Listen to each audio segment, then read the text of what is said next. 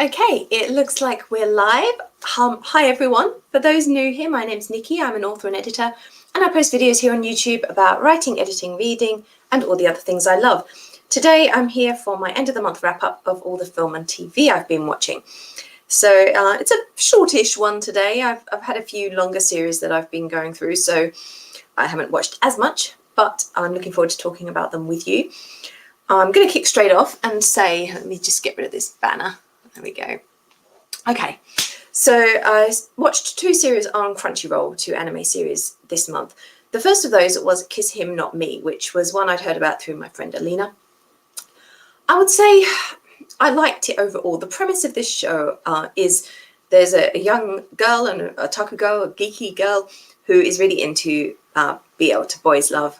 And one day, she's fairly chubby, but one day her favourite character in an anime dies. And she's so distressed she doesn't eat, and she ends up losing lots of weight and suddenly becomes super attractive to all the guys in her school. So you end up with a bit of a group of them all asking for her attention, and she's really more interested still in trying to pair them up together. I kind of wanted to like this more than I did. I liked it initially. I thought the idea was great fun and the setup was good. However, I began to get just a little bit frustrated and fed up with the portrayal of both the main girl and some of the guys in it. And it was still good. I'm glad I watched it. It was fairly short, and it was about 12 episodes, I think, 11, 12 episodes. But I kind of expected to like it more than I did. In the end, I was kind of just watching it to get finished. There were some good moments, but I wasn't completely invested. Another one I watched on Crunchyroll is called Dakaichi. This one is a boys' love anime, and it's about two actors, one of whom begins a relationship with the other.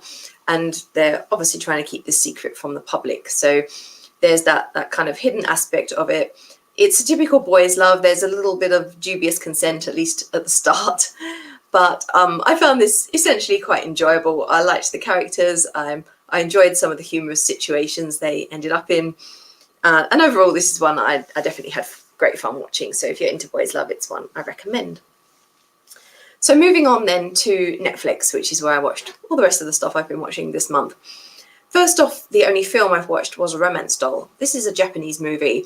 It's apparently based on a book, and I would actually be quite interested to read the book now that I've seen the movie and enjoyed it. The premise of this one is there's a young man who ends up working at a sex doll factory. They manage to, through slightly nefarious means, get a live model by lying and saying that it's for medical research. And he falls in love with the woman, and they end up eventually getting married, but he's still keeping his job a secret from her. And so it kind of is dealing with the eventual collapse of that secret and other things that are going on in their lives, while at the same time they're trying to perfect the ultimate doll to get the top of the market kind of thing. So it sounds bizarre, but it was actually a really good movie. And I would say that I put this one on, and my husband was like, "Oh, what's this you're watching?" I explained the premise to him, and he poo-pooed it. He was like, "Oh, rubbish, rubbish." But then he kept getting sucked in, and I noticed he was not looking at his computer so much and watching the screen more, and he ended up enjoying it. So it is a really interesting film. It's a good drama. There's lots of great emotion, some wonderful performances from the two leads, and all up, I would definitely recommend this as a film to watch. And as I said, it makes me now interested to have a look at the book and see how that compares.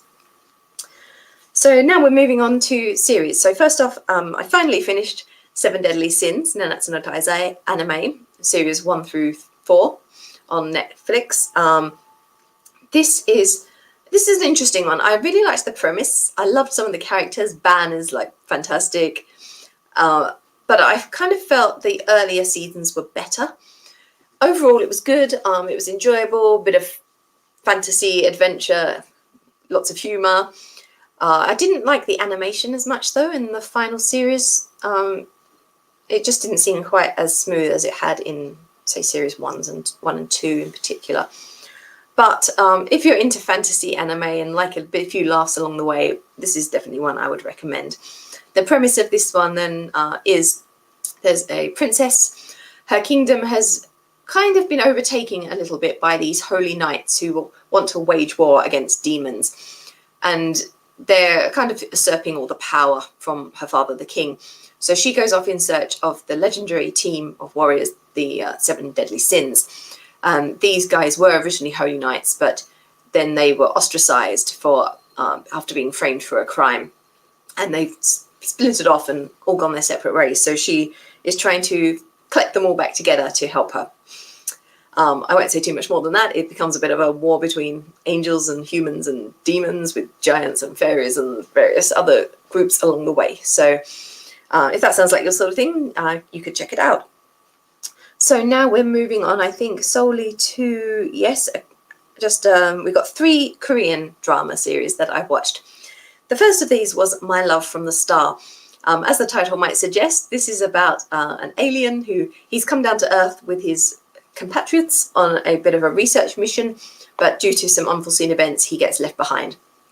He doesn't really age, so he's been on the Earth for several hundred years when he eventually meets our female lead for the series, and there's a bit of romance. He is trying to find a way to get home, and so he's dealing with that at the same time as negotiating the fact that for the first time he's formed this connection with a human. It was really great fun. It's a longish series, but it's well worth watching. It's quirky, amusing. There's plenty of drama and emotion along the way as well. Naturally, he has a few superpowers that enable him to effect some rescues and various things. So it's all good, entertaining fun. The next one I watched was The Tale of Arang, which is fantasy still, but in the Chosen era, which means the hats. I love the hats. This one is about a young woman who's a ghost, and she meets this young man who can see ghosts, unlike most people, and he's in town searching for his mother who's disappeared. And as the story progresses, she's trying to find out who caused her death, who she is, what happened to her, and he's looking for his mother, and it turns out eventually, of course, the stories are in some way entwined. So this was great fun. Again, there's lots of little fantasy action, some good humor, and also emotional as well, in the typical Korean mix where they managed to get that balance absolutely perfect between so many different elements. Next up, the last one I watched for this month is Remember. So this is, it's non-fantasy, it's contemporary courtroom drama, essentially, and it's about a young man who has photographic memory, and his father is unfortunately framed for a murder. His mum has Alzheimer's, and so because of that, they managed to frame him and get him to be put away in prison, where he is languishing, and his son becomes an attorney to try to free him. I don't want to say too much more and ruin any spoilers, but it's a really fun show. Obviously, our main character's mental abilities play a part, but that isn't as major a part as I expected it was going to be at the beginning.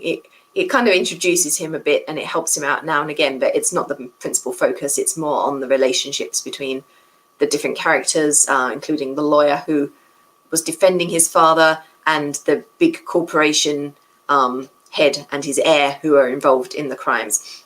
So it's definitely worth watching. It's a really good drama. There's plenty of emotion, and there were plenty of episodes where I was left on the edge of my seat a bit, wondering what was going to happen in the next episode. So it's definitely one really worth watching. It's actually leaving Netflix in 2 weeks' time. So if you want to watch this one, do it now before it goes. So that's all pretty much for today's vlog. I've got a few in progress. I'm watching Handsome Siblings, the Chinese fantasy drama.